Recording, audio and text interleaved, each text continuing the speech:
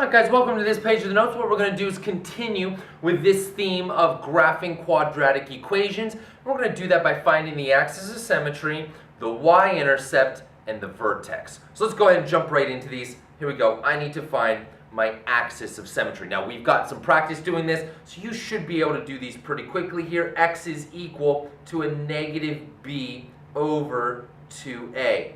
Well, let's go ahead and do this. My b is a minus 10. I plug a negative 10 in, and a minus times a minus is just going to be, a positive 10. I have a 2 times a. My a is a negative 5. So 2 times a minus 5 would be a minus 10, right? So what I've got then is a positive 10 divided by a negative 10, and you guys guessed it, that's going to be a minus 1. So my axis of symmetry is at x equals minus 1. Let's go ahead and plot that.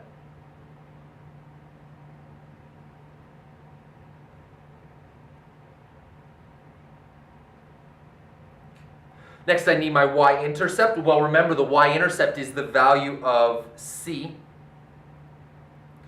which the value of c in this case is 6. So it would be at the point 0, 6.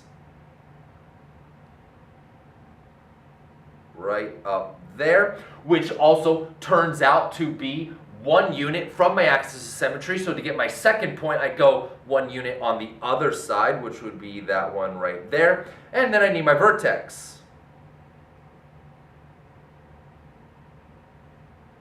Well, remember, the vertex comes from plugging your value for the axis of symmetry into the function. So I'm going to have a negative 5 times a negative 1 squared minus 10 times a negative 1, sorry, I ran into my graph, plus 6. Well, we should be able to do that. A negative 1 squared is going to be a positive 1. Positive 1 times a minus 5 is a minus 5. Negative 10 times a negative 1 would be plus 10, plus 6. And we wind up with, what do I get? I get 11. So we're going to be at the point negative 1, 11. Oh, sorry, that actually, my graph only goes to 10. So this wouldn't be a good test question because it doesn't quite fit on the coordinate plane I've given you. But we could guess it's about there. Draw your quadratic function down through those points. Make sure you extend your line all the way through the coordinate plane that I've given you. Put arrows on either end of those guys, just so that I know you know that those lines keep going. And guys, that's really good work, right? Once you get used to doing these, they really don't take that long. You can pretty quickly find that axis of symmetry, that y-intercept, and the vertex. It's really not that difficult to find these guys quickly. I got another one for you.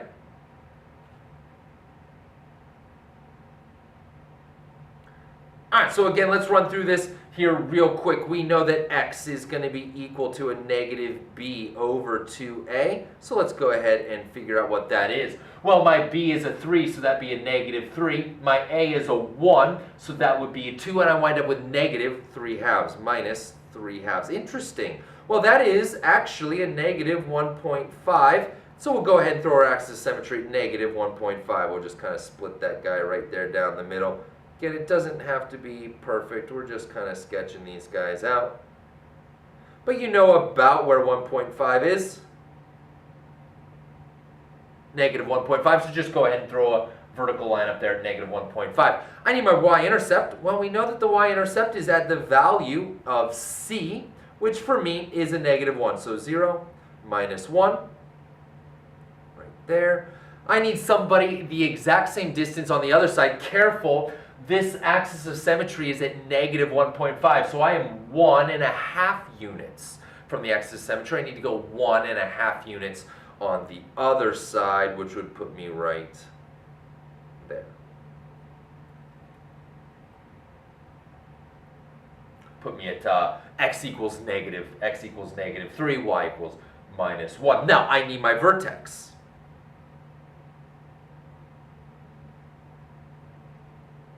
Well, the vertex comes from doing f of a negative 1.5. Ooh, this math is going to get interesting. Let's see what happens here. I'm going to have a negative 1.5, which I will square, plus 3 times 1.5 minus 1. Actually, I did this one with fractions. So let me slide up here and show you how I did this one. Because I like, when doing these ones, I like the fractions a little bit better. Again, you can certainly use a calculator to do these ones if you would like. But this is a great opportunity for us to do a little mental math with fractions. So I'm going to have a negative 3 halves squared plus 3 times a negative 3 halves minus 1. And let's see what that does. Well, here's what this means. This means I need to square everything inside the parentheses. Negative times a negative, positive. 3 squared is 9. 2 squared is 4. So I wind up with 9/4. 3 times a negative 3 halves. The 3 will get multiplied by the 3, and I wind up with a negative 9 halves. And then a minus 1. Well, in order to add fractions, I got to have a common denominator, which in this case is going to be a 4. So I'll multiply this guy top and bottom by 2.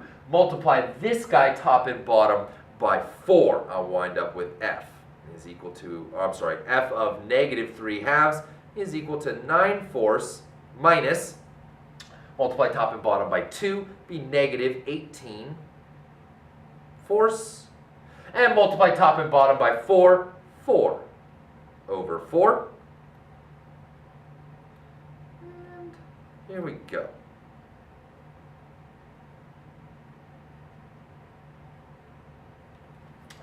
Nine minus 18 would be a minus 9.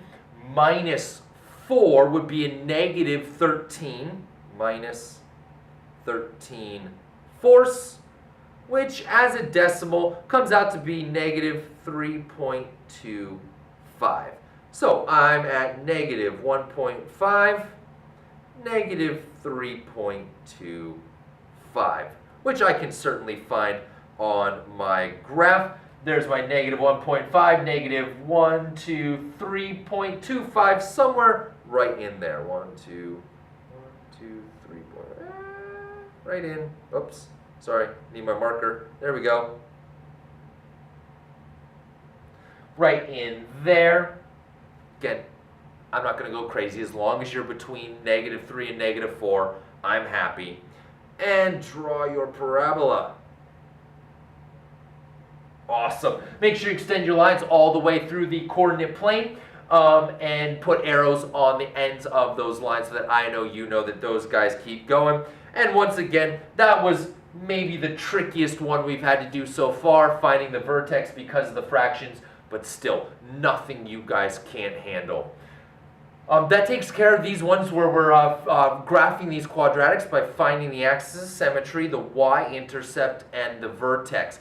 Head on over to the next page of the notes and we'll talk a little bit more about our second objective, which is the maximums and minimums. So, head on over there and I'll meet you guys over.